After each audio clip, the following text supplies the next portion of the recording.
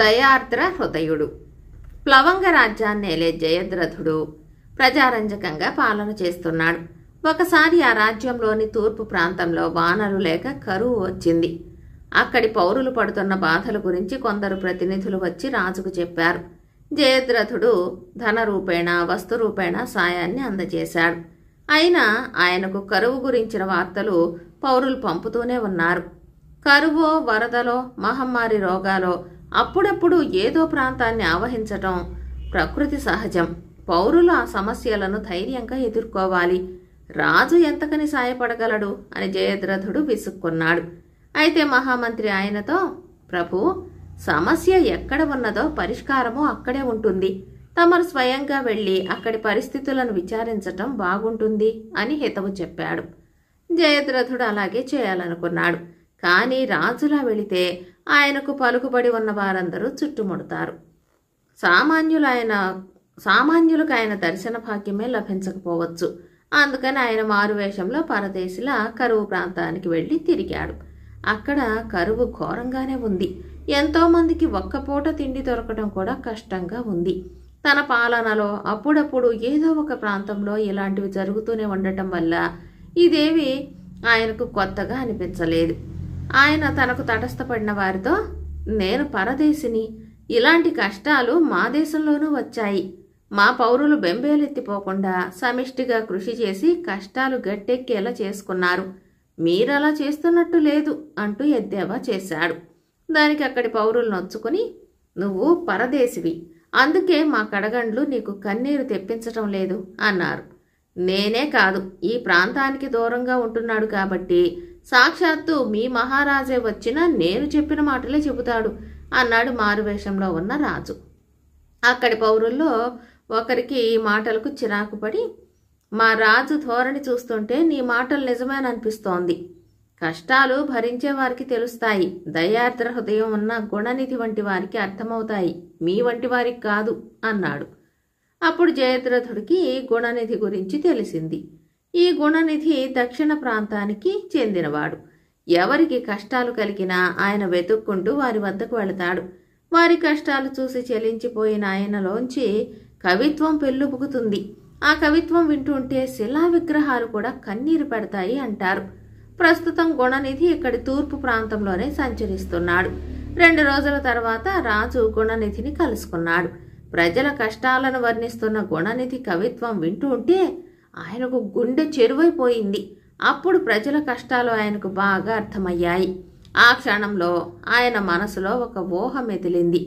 గుణనిధి వంటి వాణ్ణి ఏ ప్రాంతానికైనా రాజప్రతినిధిని చేస్తే అందువల్ల రాజ్యానికి ఎంతో ఉపకారం జరుగుతుంది. నగరానికి తిరిగి వచ్చాక రాజు తన ఆలోచనను మహామంత్రికి చెప్పాడు.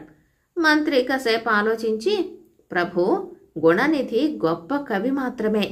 కవిని ఏలికను చేయాలనుకుంటే అందుకు అనుగుణమైన లక్షణాలు ఆయనలో ఉన్నట్టు తెలియాలి. తగు విధంగా పరీక్షించకుండా ఆయన్ను ఏ ప్రాంతానికి రాజప్రతినిధిగా నియమించవద్దని నా మనవి అన్నాడు. నా వరకు అయితే గుణనిధిని పరీక్షించటం అయిపోయింది. నీ తృప్తి కోసం ఆయన్ను మరొకసారి పరీక్షించడానికి నాకే అభ్యంతరమూ లేదు. ఆ పరీక్ష ఏదో నీవే ఏర్పాటు చేయి అన్నాడు జయద్రథుడు. మహామంత్రి సరేనన్నాడు. గుణనిధికి ఆహ్వానం వెళ్ళింది. ఆయన రాజధానికి వచ్చాడు. మహారాజు ఏర్పాటు చేసిన విడిదిలో అతనికి సకల మర్యాదలు జరిగాయి. ఒకరోజాకి రాజు మహామంత్రి ఆయనను చూడబోయారు. గుణనిధి వారికి వినయంగా నమస్కరించి తనను పిలిపించిన కారణం తెలుసుకోకోరాడు. తమరు దయార్ద్ర హృదయులను విన్నాను. తమరి కారణంగా ఒక ఉత్తమ ఇల్లాలు, ఆమె భర్త సమస్య పరిష్కరించబడుతుందని ఆశపడి తమరిని పిలిపించాను అంటూ మహామంత్రి ఆ దంపతుల కథ చెప్పాడు. సుమతి, చంద్రుడు ప్రేమించి పెళ్లి చేసుకున్నారు. ఇద్దరూ ఎంతో అన్యోన్యంగా ఉంటున్నారు. ఈ మధ్య సుమతి తల్లిదండ్రులు అనారోగ్యంతో బాధపడుతున్నారు. చంద్రుడి తల్లిదండ్రులు అప్పుల్లో కూరుకుపోయి ఉన్నారు. ఇలాంటి పరిస్థితుల్లో చంద్రుడి దురదృష్టం కొద్దీ ఒక ముని అతని మీద ఆగ్రహించి 3 కాళ్ల ముదుసలివి కమ్మని శపించాడు. చంద్రుడు కాళ్ల వేళాపడి బ్రతిమాలితే ముని శాంతించి వారం రోజుల్లోగా దయార్ద్ర హృదయుడైన పురుషుడి బొటనవేలి నుంచి ఒక చిన్న రక్తపు బొట్టు తీసి తలపైన ఉంచుకుంటే నా శాపం నిన్ను బాధించదు. ఆ పురుషుడు నీకు ఏ విధంగానూ బంధువై ఉండకూడదన్నది నియమం అని విమోచనం చెప్పాడు. ఈ కథ వింటూనే గుణనిధి చలించిపోయాడు. తాను వెంటనే సుమతిని చంద్రుడిని కలుసుకోవాలన్నాడు. రాజు మహామంత్రి ఆయన్ని వెంట పెట్టుకుని ఒక చిన్న పెంకుటింటికి వెళ్లారు. గుణనిధి చంద్రుణ్ణి పలకరించి ఆ కుటుంబ పరిస్థితి గురించి హృదయం ద్రవించిపోయేలా కవిత్వం చెప్పాడు. ఆ కవిత్వం వింటుంటే చంద్రుడి కుటుంబ గాథ అంతా కల్పితమని తెలిసినప్పటికీ మహారాజు మహామంత్రికి కూడా కళ్లల్లో నీళ్లు తిరిగాయి. గుణనిధి ఆ భార్యాభర్తలతో, ఈ ప్రపంచంలో సుఖపడేవారు సామాన్యులు, కష్టపడేవారు గొప్పవారు. ఎందుకంటే భగవంతుడు వారిని తన పరీక్షకు అర్హులుగా ఎన్నుకున్నాడన్నమాట. ఎవరికీ కష్టాలు కలకాలం ఉండవు. శాపం ఇచ్చిన ముని విమోచన మార్గం చూపినట్లే భగవంతుడు కూడా మీకోసం గడువు సమయంలోగా ఒక దయార్ద్ర హృదయుణ్ణి తప్పక పంపిస్తాడు అని అర్థం వచ్చేలా మళ్లీ కవిత్వం చెప్పాడు. ఇది విని రాజు మహామంత్రి కేసి ఆశ్చర్యంగా చూశాడు. ముగ్గురు అక్కడి నుంచి బయలుదేరారు. రాజభవనం చేరాక మంత్రి, మహారాజా, గుణనిధి కవి. అతడిలోని కవి హృదయం అతని చేత గొప్ప కవిత్వం పలికిస్తుంది తప్ప పరోపకారం చేయించదు. అందువల్ల అతడు కవిగా మాత్రమే రాణించగలడు. అతడి కవిత్వం వల్ల ప్రజల కష్టాలు తెలుస్తాయే తప్ప తీరవు. ప్రజలను కష్టాల్లో ఆదుకునేవాడే రాజప్రతినిధిగా ఉండాలి. కళ్ళెదుట ఎన్ని కష్టాలు చూశాక కూడా అతడు నెత్తురుబొట్టు చిందించటానికి దయాద్ర హృదయుణ్ణి దేవుడే పంపించగలడని చెప్పాడే తప్ప తనే ఆ పని చేయటానికి సంసిద్ధత చూపలేదు. ఆచరణలో ప్రజలకు మేలు చేయగలిగిన వాడే ఏలికగా ఉండతగ్గవాడు. కేవలం దయాద్ర హృదయం కలవారు రాజప్రతినిధులుగా ఉండతగరన్న విషయం ప్రభువులకు తెలియనిది కాదు అన్నాడు. రాజు అంగీకార సూచకంగా తల పంకిస్తూ నేర్పుగా తన పొరపాటును సవరించి చెప్పిన మహామంత్రిని అభినందించి గుణనిధికి కవిగా తగిన సత్కారం చేసి పంపేశాడు. కథ సమాప్తం. లోభి పగటి వేషగాడు. ఆ ఊళ్ళో గురవయ్య పెద్ద ధనవంతుడు. కానీ ఎంగిలి చేత్తో కాకిని తరమడానికి కూడా వెనుకాడే పరమలోభి. ఒకసారి ఆ ఊరికి పగటి వేషగాడు వచ్చి సన్యాసి వేషం వేసుకుని భవతీ భిక్షాందేహి అంటూ గురవయ్య ఇంటి ముందుకు వచ్చాడు.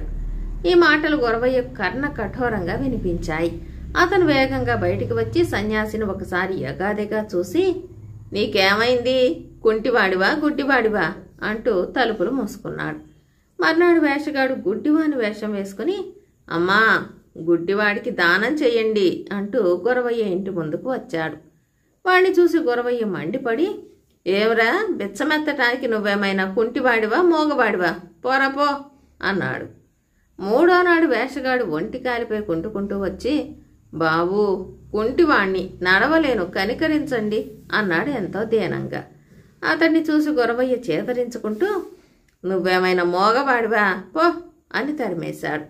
గురవయ్య ఇంటి ముందుకు వేషగాడు మోగవాడుగా నటించి గంట వాయించుతూ వచ్చాడు. గురవయ్య వాణ్ణి చూసి, నీకేమైందిరా అన్నాడు. వేషగాడు నోరు తెరిచి మోగవాడిని అన్నట్లు అభినయించాడు.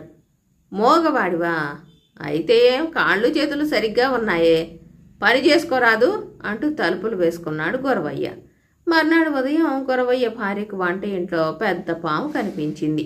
ఆమె భయంతో పరిగెత్తుకుంటూ అరుగు మీద కూర్చున్న తన భర్త వద్దకు వెళ్ళి, అమ్మయ్యో పాము, బారెడు నాగుపాము అని అరిచింది.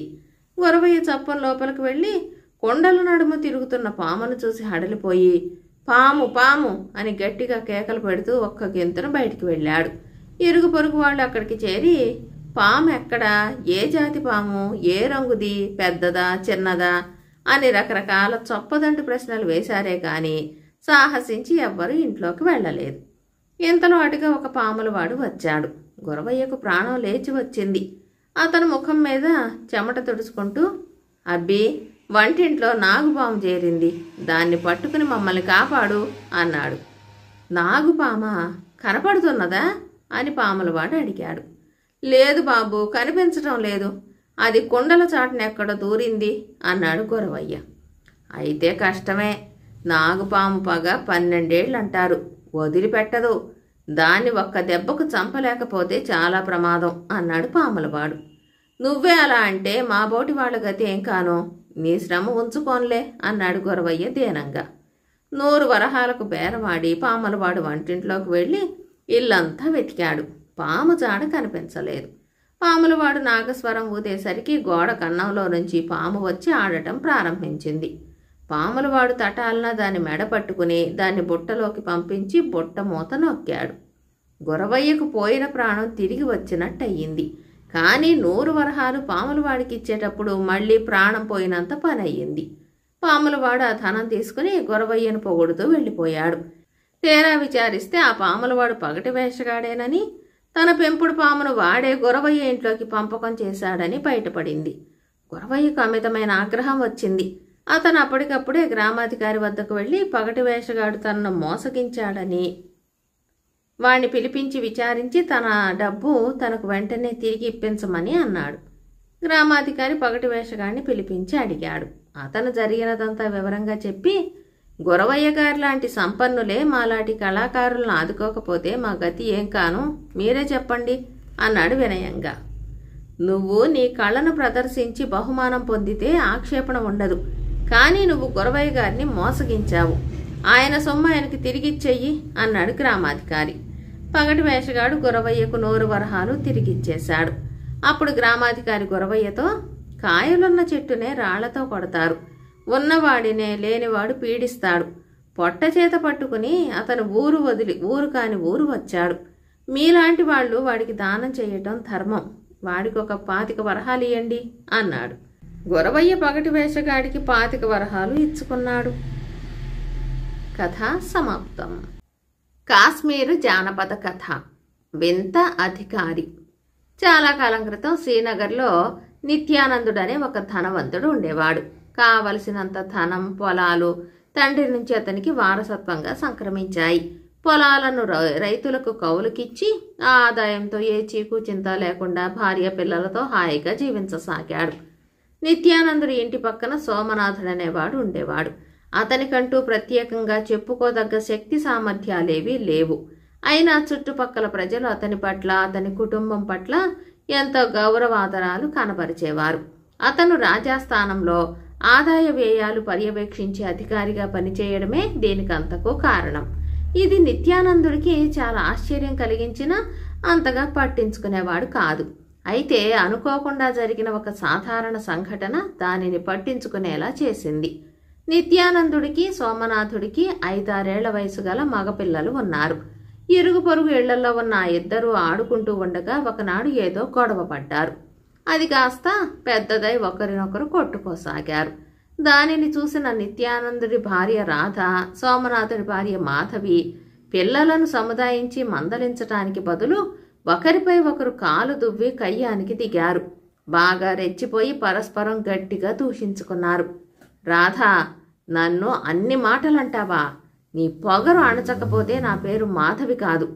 నీ మొగుడులాగా మా ఆయన 3 పూట్ల తిని సోమరిగా తిరిగే దద్దమ్మ కాదు. రాజాస్థానంలో పెద్ద అధికారి. ఆయనతో చెప్పి ఏం చేస్తానో చూడు అంటూ కేకలు పెడుతూ కొడుకును బరబరా లాక్కుని ఇంట్లోకి వెళ్ళి దభీమని తలుపు మూసింది సోమనాథుడి భార్య. పొరుగింటి ఆలుమగలు తమకు లేనిపోని ఇబ్బందులు కలిగిస్తున్నారని రాధా, నిత్యానందుడు కొన్ని రోజుల్లోనే గ్రహించారు. భార్య మాట విని సోమనాథుడు తన అధికార బలంతో నిత్యానందుడిని రకరకాలుగా వేధించసాగాడు. మొదట పన్నులు కట్టలేదని తాకీదు పంపాడు. ఎప్పుడో చెల్లించానని నిరూపించటానికి నిత్యానందుడు అధికారుల చుట్టూ అనేకసార్లు ప్రదక్షిణలు చేయవలసి వచ్చింది. నిత్యానందుడికి రాధకు ఇది చాలా అవమానకరంగా తోచింది. రాధ అయితే మరీ బాధపడిపోయింది. సోమనాథుడిలాగా నువ్వు గౌరవప్రదమైన ఏదైనా ఉద్యోగం లేకుండా తిరగటం వల్లే అతని భార్య నిన్ను పనికిరాని దద్దమ్మ అని తిట్టగలిగింది. నీకు ఏదైనా ఉద్యోగం ఉంటే ఆ మాట అనగలదా? నువ్వు కూడా అధికారంగా ఏదైనా ఉద్యోగం చూసుకుంటే తప్ప ఆ ఆలుమగల తలపొగరు అణచలేము అన్నది రాధ భర్తతో కళ్ళనీళ్ల పర్యంతమైపోతూ. నిత్యానందుడు తీవ్రంగా ఆలోచించాడు. భార్య మాటలు అక్షరాలా నిజం. తనకు ఏదైనా ఒక అధికార పదవి ఉంటే తననెవరూ వేధించలేరు కదా, అందరూ గౌరవించగలరు కూడా అని భావించి ఉద్యోగాన్వేషణకు దిగాడు. ఆ రోజుల్లో స్థానిక ఉద్యోగులను రాజప్రతినిధులే నియమించేవారు. నిత్యానందుడు తన ప్రాంతానికి ఉన్న రాజప్రతినిధిని దర్శించి తనకేదైనా అధికారం గల ఉద్యోగం ఇప్పించమని వేడుకున్నాడు. రాజప్రతినిధి ఉద్యోగాలు ఖాళీ లేవన్నాడు. నిత్యానందుడు పట్టుదలతో, అయ్యా, నేను ఉద్యోగం కావాలన్నది డబ్బు సంపాదనకు కాదు, గౌరవ ప్రతిష్టలు పొందటానికి. అందువల్ల జీతం లేని ఉద్యోగం అయినా పర్వాలేదు, గౌరవప్రదమైన ఎలాంటి ఉద్యోగమైనా చేయడానికి సిద్ధంగా ఉన్నాను, దయచేసి లేదనకండి అని దీనంగా వేడుకున్నాడు. అతని వింత కోరిక విని రాజప్రతినిధి మనసులో నవ్వుకున్నాడు. అతన్ని ఆట పట్టిద్దామని అనుకున్నాడు. అయినా ఎందులోనూ ఎలాంటి అనుభవమూ లేని అతనికి ఎలాంటి ఉద్యోగం అప్పగించగలమని కొంతసేపు ఆలోచించిన రాజప్రతినిధి, వెంటనే కావాలంటే ఒకే ఒక ఉద్యోగం ఉంది, నీకిష్టమైతే ఈ రోజు నుంచి ఆ ఉద్యోగంలో చేరవచ్చు అన్నాడు. ఏమిటా ఉద్యోగం అని అడిగాడు నిత్యానందుడు ఆతృతగా. నగరం గుండా ప్రవహించే నదిలోని చిరు అలలను లెక్కించే ఉద్యోగం అన్నాడు రాజప్రతినిధి. అలాగే ఈరోజే ఉద్యోగ బాధ్యతలు చేపడతాను అన్నాడు నిత్యానందుడు ఏదో ఒక ఉద్యోగం కావాలన్న తపనతో. రాజప్రతినిధి ఉద్యోగంలో నియమిస్తున్నట్లు పత్రం రాసి రాజముద్రిక వేసి అతనికి ఇచ్చాడు. నిత్యానందుడు అప్పటికప్పుడే పద్దు పుస్తకంతో నది వద్దకు వెళ్లి ఒక పడవలో చాలా దర్జాగా కూర్చున్నాడు. ఆ రోజుల్లో నదీ జల మార్గమే ప్రధాన రవాణా మార్గం గనక అతడు బాగా రద్దీగా ఉన్న ప్రాంతంలోని ఒక వంతెన పక్కన తన పడవను ఆపి నదిలో లేచే చిరు అలలను దీక్షగా లెక్కించసాగాడు. ఈ సంగతి కొన్ని రోజులలో ఆ ప్రాంతమంతా వ్యాపించింది. అందరూ కొత్తగా ఏర్పరచబడిన అలల అధికారిని గురించే మాట్లాడుకోసాగారు. ఈ విచిత్రమైన అధికారిని ఎందుకు నియమించారు, దీనివల్ల ఒరిగే ఉపయోగం ఏమిటా అని పలువురు ఆశ్చర్యపడసాగారు. అయినా నిత్యానందుడు ఆశించినట్టే చుట్టుపక్కల వాళ్లు అతని పట్ల అంతకు ముందు లేని గౌరవ మర్యాదలు కనబరచసాగారు. రాజాజ్ఞను నెరవేరుస్తున్నాడు కదా మరి. సమాజంలో గౌరవం పెరగడంతో అతని భార్య రాధ కూడా ఎంతో మురిసిపోయింది. తన కోరిక తీరినందుకు తృప్తి చెందింది. తనకు వచ్చిన గుర్తింపును గమనించిన నిత్యానందుడు తన అధికార పరిధిని విస్తరించడానికి ఉపక్రమించాడు. రోజు అలలను లెక్కించి పద్దు పుస్తకంలో రాసే నిత్యానందుడు అటికేసి వచ్చే పడవలను దూరంలోనే ఆపమని ఆజ్ఞాపించేవాడు. తను వేసే లెక్కలకు అంతరాయం కలుగుతుందని అదిలించేవాడు. అలలను లెక్కగట్టే నెపంతో పడవలను గంటల కొద్దీ కదలకుండా ఆపసాగాడు. పడవలు నడిపే వాళ్ళకి ఇది మహా ఇబ్బందిగా తయారయ్యింది. తమ పడవలు సాఫీగా నడవాలంటే కొత్త అలల అధికారిని మంచి చేసుకోవాలని అనుకున్నారు. ఆ కారణంగా జీతం అంటూ ఏమీ లేకపోయినప్పటికీ నిత్యానందుడికి క్రమంగా రాబడి పెరగసాగింది. ఆఖరికి అతడు తొలి నుంచి ఎదురు చూస్తున్న సువర్ణ అవకాశం రానే వచ్చింది. అలలను లెక్కించటంలో నిమగ్నుడే ఉన్నప్పుడు దూరంగా ఒక షికారాలో సోమనాథుడు కుటుంబంతో రావటం చూసి అతడు ఒక్కసారిగా ఆనందంతో పొంగిపోయాడు. బంధువుల పెళ్లికి వెళుతూ ఉండటం వల్ల సోమనాథుడు భార్యా పిల్లలు చక్కటి దుస్తులు ధరించి ఉన్నారు. షికారా తనకు కొద్ది దూరంలో ఉండగానే ఆగు అని కేకబెట్టాడు నిత్యానందుడు. షికారాను ఆపి సోమనాథుడు కారణం అడిగాడు. నేను నదిలో లేచే చిరు అలలను లెక్క కడుతున్నాను. నువ్విప్పుడు ఇలా వచ్చావంటే నా పనికి అంతరాయం కలుగుతుంది. అక్కడే ఆగు అంటూ నిత్యానందుడు అలలను మళ్లీ మళ్లీ లెక్కించడంలోనూ పుస్తకంలో రాయడంలోనూ నిమగ్నుడైపోయాడు. సమయం గడిచిపోతోంది. అయినా నిత్యానందుడి రాజోద్యోగ ధర్మం పూర్తి కాలేదు. ఇంకా లెక్కిస్తూనే ఉన్నాడు. పెళ్లి ముహూర్తం సమీపిస్తోంది. తొందరగా వెళ్ళాలి. సోమనాథుడికి కోపం వచ్చింది. అయినా అధికారి అయిన నిత్యానందుడి ఆజ్ఞను అతిక్రమించి వెళ్ళలేకపోయాడు. ఆఖరికి సోమనాథుడు, అయ్యా, అలల అధికారి గారు, పెళ్లి ముహూర్తం దాటిపోతోంది, దయతలచి మమ్మల్ని కాస్త వెళ్ళనివ్వండి అన్నాడు వినయంగా. నిత్యానందుడు గంభీరంగా తల పంకించి సోమనాథుడిని వెళ్లమని సైగ చేసి తృప్తిగా నవ్వుకున్నాడు. ఆ తర్వాత కొన్నాళ్లకు సోమనాథుడు అతని భార్య నిత్యానందుడి కుటుంబం పట్ల ఉన్న శత్రుభావాన్ని కోపాన్ని వదులుకున్నారు. క్రమంగా రెండు కుటుంబాల మధ్య స్నేహ సంబంధాలు చోటు చేసుకున్నాయి. కథ సమాప్తం. బేతాళ కథ. మహిమగల విత్తనాలు. పట్టువదలని విక్రమార్కుడు చెట్టు వద్దకు తిరిగి వెళ్లి చెట్టుపై నుంచి శవాన్ని దించి భుజాన వేసుకుని ఎప్పటిలాగే మౌనంగా శ్మశానం కేసి నడవసాగాడు. అప్పుడు శవంలోని బేతాళుడు, రాజా, ఇంత అర్ధరాత్రి వేళ భీతి కొరిపే ఈ శ్మశానంలో నువ్వు పడుతున్న శ్రమకు కారణం నీ జాతక ఫలమా లేక పరోపకారం పేరుతో అసాధ్యమైన దానిని సాధించదలచిన అవివేకమా అన్న అనుమానం కలుగుతోంది. పరులకు ఉపకారం చేయబోయి తను చిక్కుల పాలవడమే కాక కన్నబిడ్డలను కూడా చిక్కుల పాలు చేసిన పరమేశం లాంటి వాళ్ళు లోకంలో కోకొల్లలు. అతని కథ, అతని కొడుకు రాజు అనేవాడి కథ చెబుతాను, శ్రమ తెలియకుండా విను అంటూ ఈ విధంగా చెప్పసాగాడు. జగన్నాథపురం అనే ఊళ్ళో నివసించే పరమేశం పరోపకారి. అందుకోసం ఆయన పొలం, ఇల్లు, నగలు తాకట్టు పెట్టాడు. తనకు అంత్యకాలం సమీపించినప్పుడు ఆయన కొడుకుతో, నేను నీకు చాలా అన్యాయం చేశాను. మనకిప్పుడు మిగిలిన ఆస్తి కంటే అప్పులే ఎక్కువ.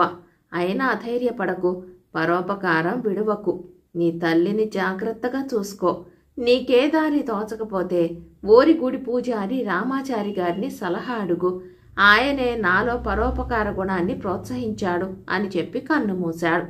పరమేశం చనిపోగానే అప్పుల వాళ్ళు ఇంటి మీద దాడి చేశారు. ఎవరికి అందినది వారు తీసుకున్నాక రాజుకి ఇంకా 1000 వరహాల అప్పు మిగిలింది. అప్పుడు వరాలయ్య అనే షావుకారు, పరమేశం చాలా మంచి మనిషి, నేను 1000 వరహాల అప్పుకు హామీ ఉంటాను. రాజు ఆ బాకీ తీర్చేదాకా వాడి తల్లి సత్యవతి మా ఇంట్లో పని మనిషిగా ఉంటుంది అంటూ ముందుకు వచ్చాడు. ఇది జరిగిన మర్నాడు రాజుకు వేరే దారి తోచక తండ్రి మాటలు గుర్తు చేసుకుని గుడి పూజారి రామాచారి ఇంటికి వెళ్ళాడు. రామాచారి రాజును ప్రేమగా లోపలికి పిలిచి, బ్రతికినంత కాలము పరోపకార గుణాన్ని వదలని నీ తండ్రి పుణ్యం నీకెంతో మేలు చేస్తుంది అన్నాడు. అయ్యా, పుణ్యం వల్ల మా నాన్నకు ఒరిగినదేమిటో నాకు తెలియకుండా ఉంది అన్నాడు రాజు నిరసనగా. రామాచారి కొద్దిసేపు మౌనంగా ఉండి, రాజు, నీకు మీ నాన్నను గురించిన వివరాలు అంతగా తెలిసినట్టు లేదు. ఆయనకు చిన్నతనంలోనే భయంకరమైన జబ్బు చేసింది. ఆ జబ్బు వచ్చిన వాళ్ళు రోజు రోజుకు నీరసించిపోతారు. వారికి శరీరం అంతా మొళ్లతో గుచ్చినట్లు బాధ ఉంటుంది. అలా 15 సంవత్సరాలు నరకయాతన అనుభవించి చివరకు కన్ను మూస్తారు. కానీ మీ నాన్నను పరోపకార గుణం ఆ జబ్బుల లక్షణాల నుంచి కాపాడింది. ఆలోచించి చూడు, మీ నాన్న తన డబ్బంతా తనకు తన కుటుంబానికి దాచి ఉంచి భయంకరమైన ఆ జబ్బుతో అవస్థపడుతూ ఉంటే నువ్వు చూడగలిగేవాడివా అని అడిగాడు. నిదర్శనం ఉంటే తప్ప నేను పరోపకార మహిమను నమ్మను అన్నాడు రాజు. అయితే నువ్వు వైద్యుడు రంగయ్యను కలుసుకుని మీ నాన్నకు వచ్చిన జబ్బు గురించి అడిగి తెలుసుకో అన్నాడు రామాచారి. రాజు అప్పటికప్పుడు బయలుదేరి వెళ్ళి రంగయ్యను కలుసుకుని విషయం చెప్పాడు. రంగయ్య రాజుకేసి సాలోచనగా చూసి, మీ నాన్నకు వచ్చిన జబ్బుకు వైద్య శాస్త్రంలో మందేమీ లేదు. ఆ విషయం నేను మీ నాన్నకు చెప్పాను. ఆయన తర్వాత రామాచారిని కలుసుకున్నాడు. ఆయన ఏం మంత్రం వేశాడో ఏమో, మీ నాన్న బ్రతికినంత కాలం పిడిరాయిలా ఉన్నాడు. ఎంతో అదృష్టవంతులకు కానీ లభించని అనాయాస మరణం పొందాడు అన్నాడు. అప్పటికి రాజుకు రామాచారి మాటల మీద కొంత నమ్మకం పుట్టింది. వాడాయన ఇంటికి వెళ్ళి, మీరు చెప్పింది నిజమే, ఇప్పుడు నేనేం చేయాలో చెప్పండి అన్నాడు. రామాచారి వాడికి చిన్న గుడ్డ మూట ఒకటి ఇచ్చి, దీంట్లో కొన్ని విత్తనాలున్నాయి. ఈ విత్తనం నాటగానే 1 రోజులో మొక్క మొలిచి వారానికల్లా మహావృక్షమై మనుషులకు నీడను, పక్షులకు ఆశ్రయాన్ని ఇస్తుంది. ఎక్కడ నాటితే ఇతరులకు ప్రయోజనమని నీకు అనిపిస్తుందో అక్కడ ఈ విత్తనం నాటు. అదే పరోపకారం. అందువల్ల నీకు మేలు జరుగుతుంది అన్నాడు. రాజు ఆ మూటను తీసుకున్నాడు. ఆ ఊరు నుంచి పొరుగురు వెళ్లే దారిలో ఒక చోట ఆగాడు. కనుచూపు మేరలో ఒక చెట్టు కూడా లేదు. రాజు బాట పక్కన గొయ్యి తీశాడు. అందులో ఒక బంగారు నాణెం కనిపించింది. దానికి ఒక పక్క లక్ష్మి, మరో పక్క విష్ణువుల బొమ్మలున్నాయి. రాజు అక్కడ విత్తనం నాటి, ఈ రోజు నా పరోపకార గుణానికి ఇదే నాకు ప్రతిఫలం అనుకుంటూ అక్కడి నుంచి పొరుగురు వెళ్ళి ఒక ఇంటి ముందాగాడు. ఇంతలో ఆ ఇంటి యజమాని రామేశం తలుపులు తీసుకుని బయటికి వచ్చి రాజును అనుమానంగా చూస్తూ, ఇటీవల మా ఊళ్ళో దొంగల భయం ఎక్కువగా ఉంది అంటూ చటుక్కున వాడిని పట్టుకుని దుస్తులు వెతికితే వాడి దగ్గర విత్తనాల మూట, తళతళ మెరుస్తూ ఒక బంగారు నాణెం కనిపించాయి. బంగారు నాణ్యాన్ని చూస్తూనే రామేశం ఉలిక్కిపడి, ఇది మా పూజ గదిలోని పవిత్ర నాణ్యం. ఇది పోయి 6 మాసాలయ్యింది. నువ్వు దొంగవై ఉండాలి అంటూ ఇంటి లోపలికి లాక్కెళ్ళాడు. ఇంట్లో అందరూ ఆ నాణ్యాన్ని గుర్తుపట్టి రాజును నానా మాటలు అన్నారు. రాజు దిగాలు పడి, అయ్యా, నా తండ్రి పరమేశం పరోపకారమే తన ఆదర్శనంగా పెట్టుకుని జీవితంలో అష్టకష్టాలు పడ్డాడు.